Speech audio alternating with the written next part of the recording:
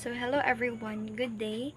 Today we will be tackling about the processing of eggs. So for a quick introduction, eggs are highly versatile and widely used for their nutritional function and industrial properties. So in food industries, eggs has so many uses. It can be a binding or coating agents, especially the egg whites, or as thickeners. The egg yolks help thicken sauces or even custards and also soups. As emulsifiers, because eggs can create stable emulsions as well. It can also add flavors and texture enhancement. And then in household, very usual for our cooking and also for preservation. It also plays a huge role in pharmaceuticals, in the creation of vaccines, and even in culture medium. In cosmetics, egg yolks can be used as moisturizing agents, and egg whites can be used as astringent products. In agriculture, of course, it can be used as animal feed, as fertilizers, and even soil amendments. So we have here the composition and nutritive value of eggs.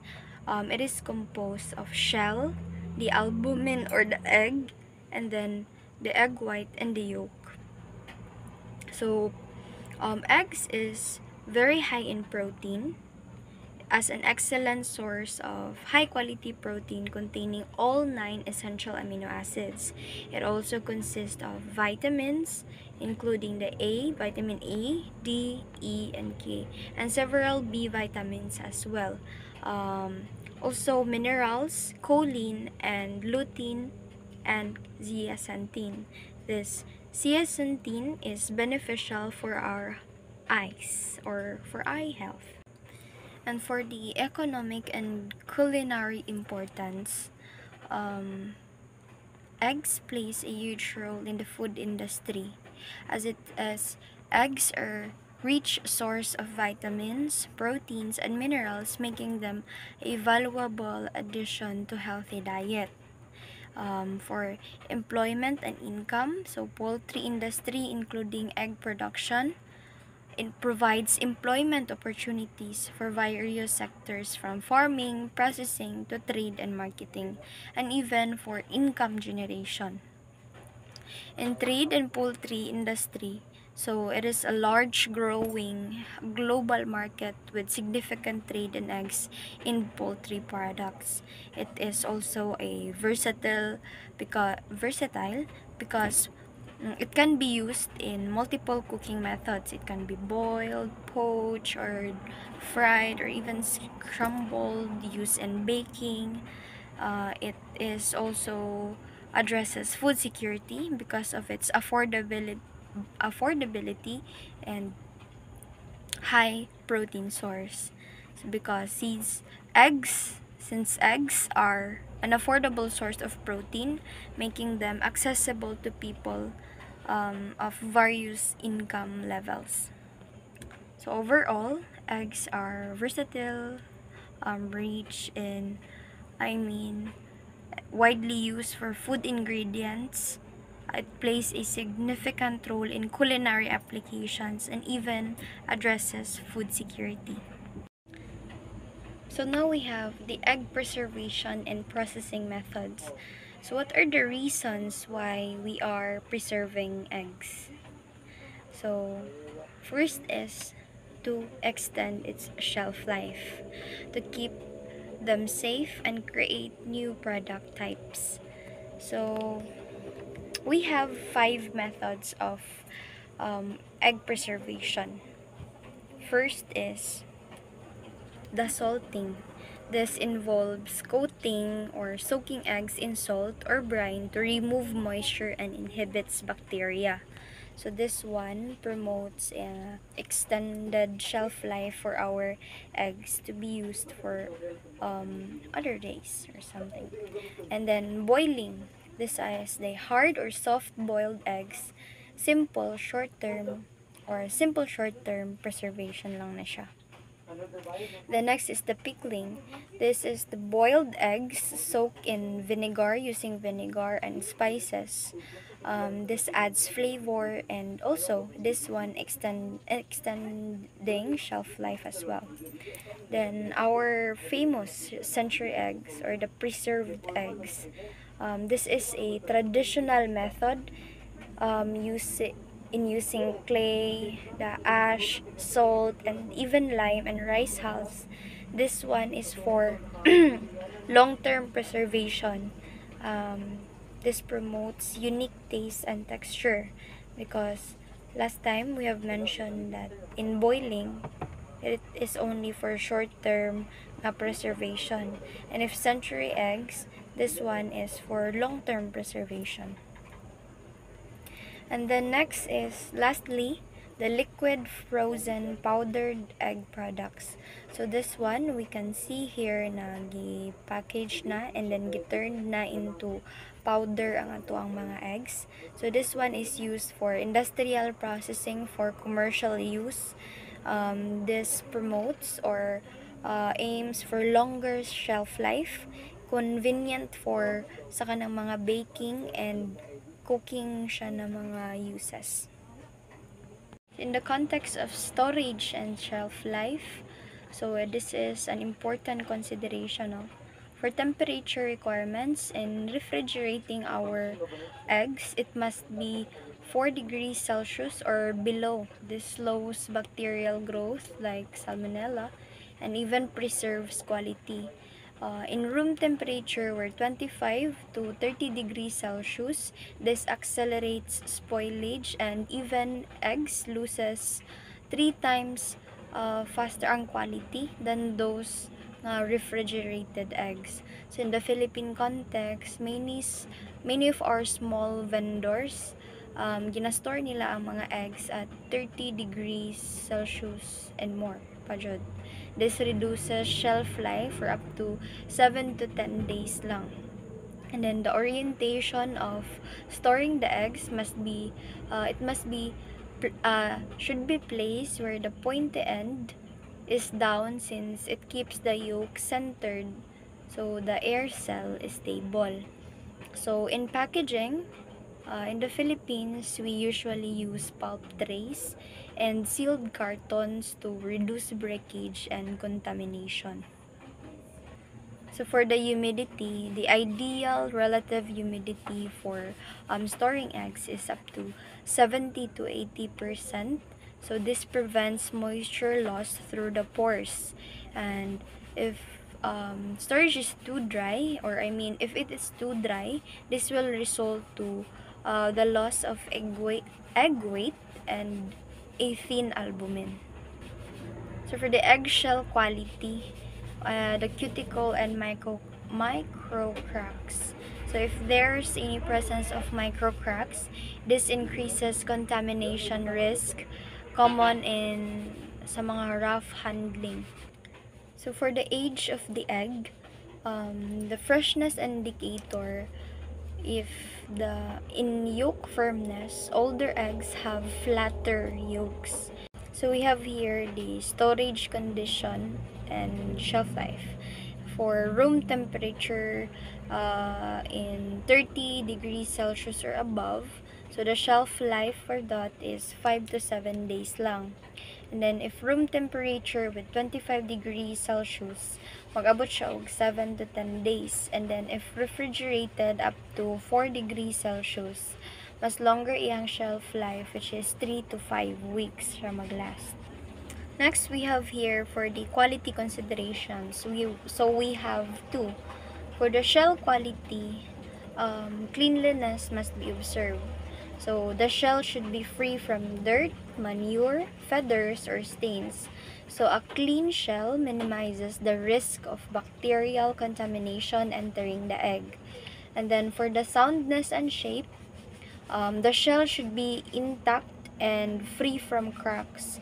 Checks hairline fractures or breaks. So ang mga damaged shells can allow bacteria to enter and moisture to escape, leading to spoilage.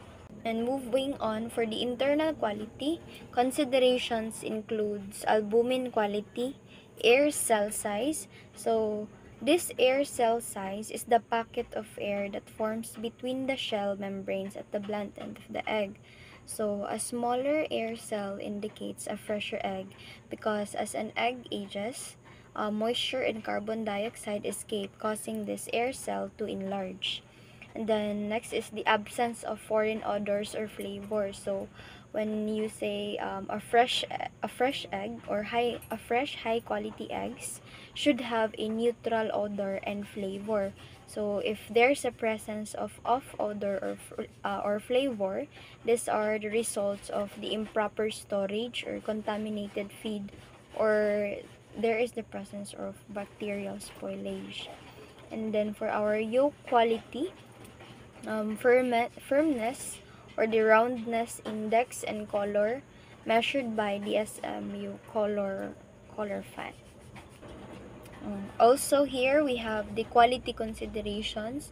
These are the tips for consumers to check the quality of the egg. So we have first the float test, and the second is the yolk and white check. So for the float test, if the egg sinks, that means the egg is fresh, 1 to 7 days old. And then if the egg stands up,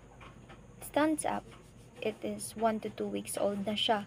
And if mag-float ang egg, that means it is spoiled or discarded na siya. So then for the yolk and white check, so fresh egg has a thick white and round yolk, and then if old na siya ang egg, it is runny white and it has a flat yolk. So we have here the sanitation and food safety practices. The Sanitation Standard Operating Procedures, or the SSOPs, is essential and required for detailed cleaning responsibilities, frequency, and methods to prevent contamination. So we have here key sanitation steps.